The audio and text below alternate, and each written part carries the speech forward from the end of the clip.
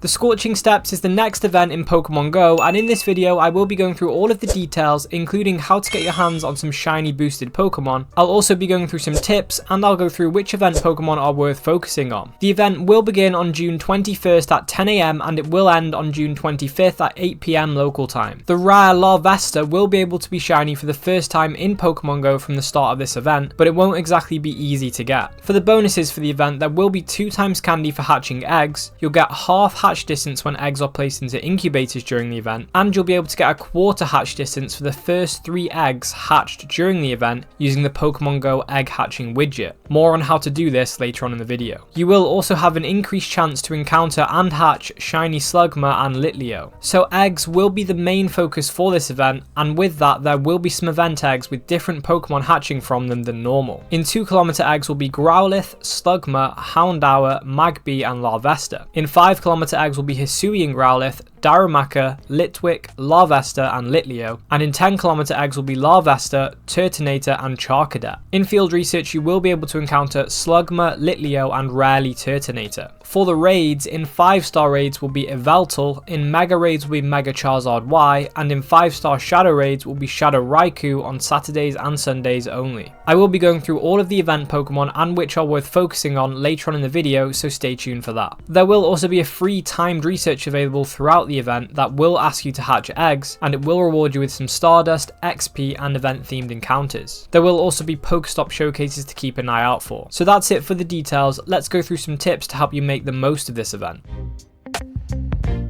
Firstly, I highly recommend getting the Pokemon GO egg hatching widget if you don't have it already, because you will be getting a quarter hatch distance on the first 3 eggs placed into your incubators if you have this active during the event. So to get the egg hatching widget on iOS, all you need to do is long press on an empty part of the home screen, then tap the plus icon at the top left of the screen, search for Pokemon GO and then tap on Pokemon GO. Then you can add the egg hatching widget and even the buddy and the activity summary widgets if you want to as well. You will then have an interface on your home screen near your app where you can see the progress of your egg that you're currently hatching using Adventure Sync. For Android, the process is pretty similar. On the home screen, touch and hold on an empty space, tap widget, tap and hold the Pokemon GO widget, then place the widget wherever you want it to be. And then once you have the egg hatching widget, all you need to do is put eggs in your incubators once the event starts, and you'll get your quarter hatch distance. After you've hatched your first 3 eggs, you'll then get half hatch distance on all of your eggs instead of a quarter, but it is still pretty useful. As this is a hatching focused event, incubators will be very useful. So if you are a free to play player, I would recommend trying to save some Poke Coins that you get from gyms leading up to the event. Then if the Pokemon in the eggs for this event are of interest to you, you can then use your Poke Coins to get some incubators. Hatching eggs will be a great way to get candy during this event because you will be getting double candy for every hatch. Outside of hatching, you can always use peanut berries, and you can Mega Evolve a Pokemon that's the same type as the Pokemon you're catching to increase the amount of candy, Candy XL and XP you get per catch. Unfortunately, there are no specific wild encounters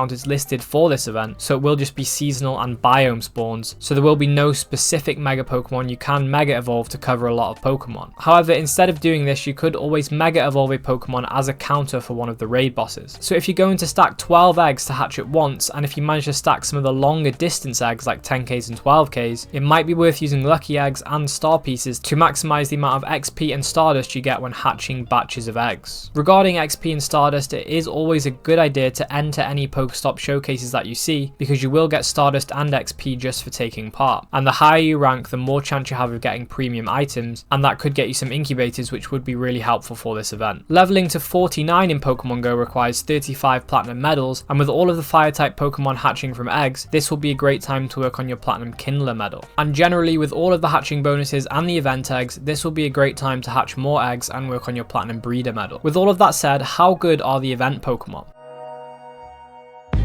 So Slugma doesn't have any meta relevance, but it will have a boosted shiny rate during this event, so a good time to try and hatch some eggs to get the shiny if you haven't got it yet. Houndour will be in 2km eggs, and Mega Houndoom is a strong dark type attacker and a decent fire type attacker, so generally it is a pretty good Pokemon to have, especially if you don't have access to any other dark or fire type Mega Pokemon. Larvesta will be present in 2km, 5km and 10km event eggs, but it does seem like it still will be a rare hatch because the blog post for the event does actually state that you'll have to be very lucky to hatch a Larvesta. It will be able to be shiny for the first time in Pokemon Go, but with the likelihood of it being a rare hatch, and the shiny will be even more rare, this means that it will be quite a difficult one to hunt. But with a hatching focused event like this, where you're getting reduced distance on your eggs, this might still be one of the best chances to hatch it. Remember, it does require 400 Larvesta candy to evolve into Volcarona, so if you don't manage to hatch many Larvesta and you do want to get up to the 400 candy, it might be worth using some rare candy if you're not going to use it on anything else. But realistically, there are a lot better targets to use your rare candy on, but if you are just going for Pokemon for the dex, then this could be a good option. Volcarona is a decent fire type raid attacker, being one of the best non-mega, non-shadow fire type attackers, and it's also a top bug type attacker. Darumaka is a decent hatch from 5km eggs because Darmanitan is a strong budget fire type attacker, and the candy you get from hatching Darumaka will be useful for powering up Shadow Darmanitan if you have one, because it is one of the best fire type attackers. The candy will also be useful for powering up Galarian Darmanitan,